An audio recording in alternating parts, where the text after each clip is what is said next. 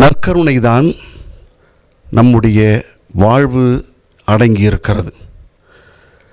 திருச்சபைக்கு நற்கருணை தான் மையம், அதுதான் இதயம்.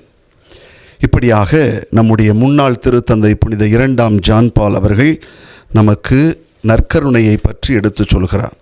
அன்புக்குரிய சகோதர சகோதரிகளே, இன்று இயேசு கிறிஸ்துவனுடைய திருவுடல் திரு இரத்த பெருவிழாவை கொண்டாடுகிறோம். லத்தீனில் ஒரு வார்த்தை சொல்லுவாங்க, கோர்புஸ் கிறிஸ்தி அப்படின்னு. இயேசுவினுடைய திருவுடல் திரு இரத்தம் இது. கடந்த ஞாயிற்றுக்கிழமை மூவொரு இறைவனுடைய பெருவிழாவை கொண்டாடி அடுத்த ஞாயிறு இயேசுவினுடைய திருவுடல் திரு இரத்த பெருவிழாவை கொண்டாடுகிறோம்.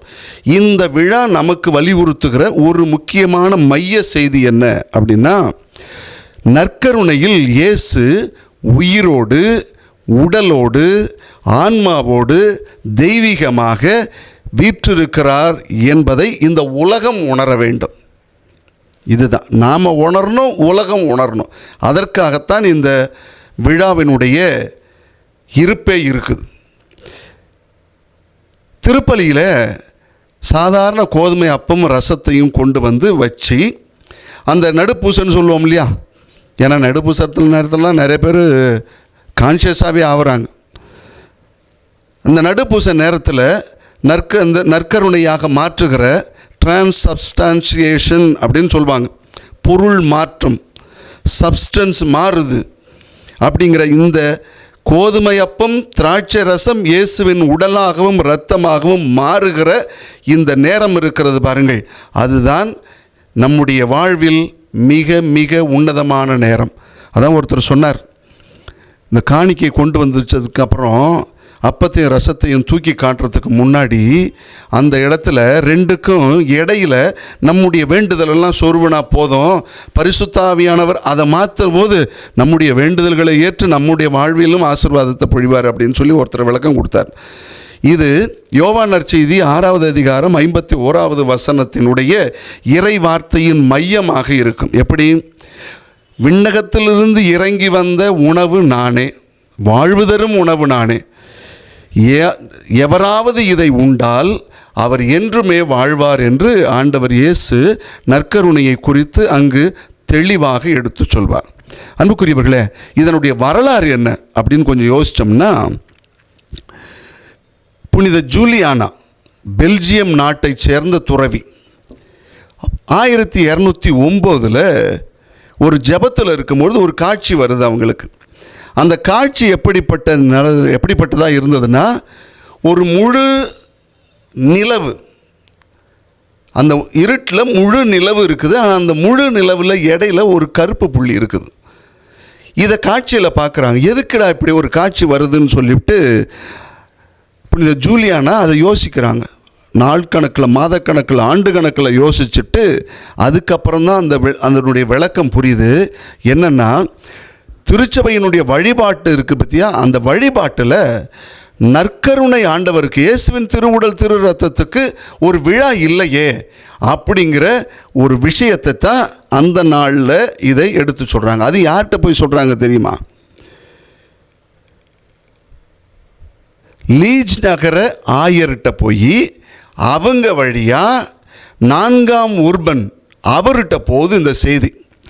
அதற்கு பிறகுதான் இந்த விழாவானது எல்லா இடத்திலும் அறிமுகப்படுத்தப்படுகிறது.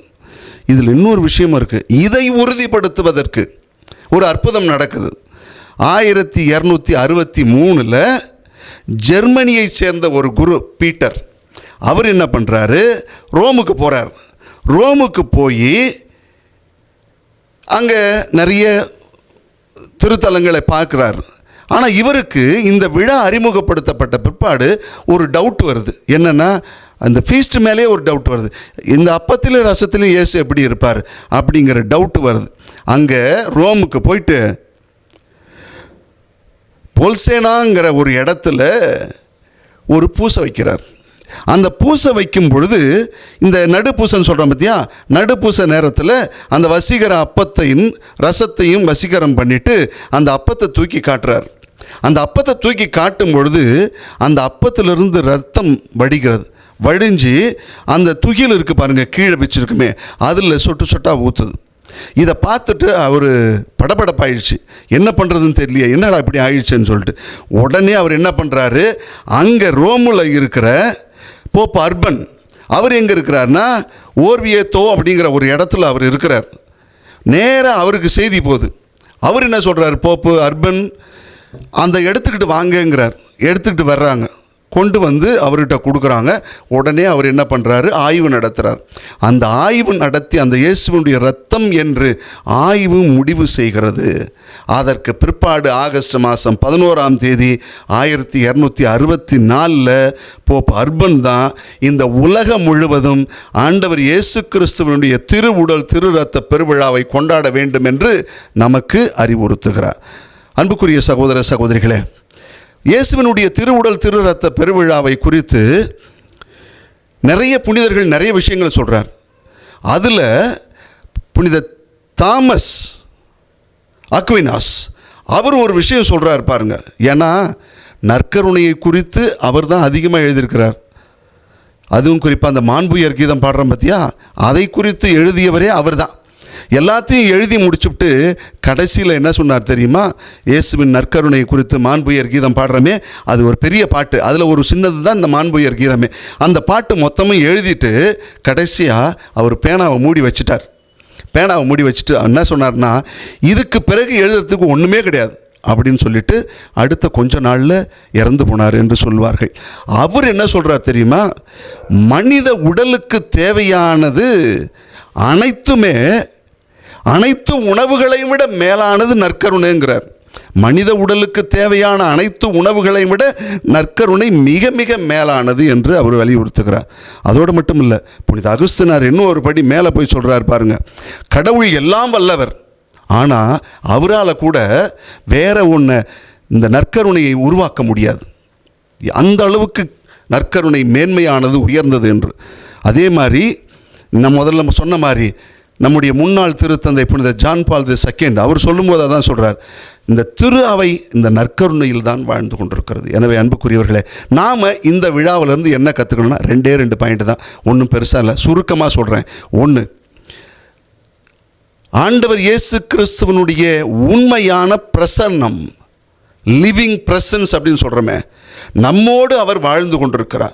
நற்கருணையை பார்த்தால் இயேசுவை நாம் பார்க்கிறோம், இயேசு நம்மோடு இருக்கிறார் என்கிற அந்த உணர்வு நமக்கு அடிப்படைய வேணும். ஏன்னா நற்கருணைக்கு விரோதமாக செய்கிற பாவங்கள் மன்னிக்கப்பட மாட்டேங்குது. அதனால தான் இயேசுவின் திரு இதயத்திற்கு ஒப்பு கொடுக்கப்படும் பொழுது இயேசுவுக்கு நற்கருணைக்கு விரோதமாக செய்கிற பாவங்களுக்கெல்லாம் மன்னிப்பு கேட்குற ஜெபமும் அங்கே தான் வருது.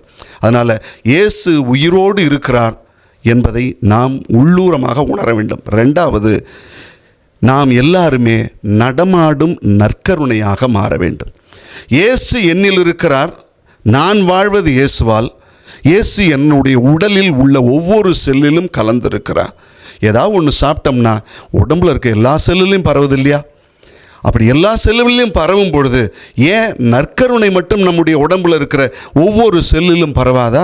அப்படி பரவிச்சுன்னா நாம் நம்மை பார்க்கும் பொழுது என் உடலில் இயேசு கிறிஸ்து உயிரோடு வாழ்ந்திருக்கிறார், நான் நடமாடும் நற்கருணை பேழை என்று நாம் உணரணும். இந்த 2 விஷயத்தை இந்த நற்கருணை இயேசுவின் திருவுடல் திரு இரத்த பெருவிழாவிலே நாம் கற்றுக்கொள்வோம்.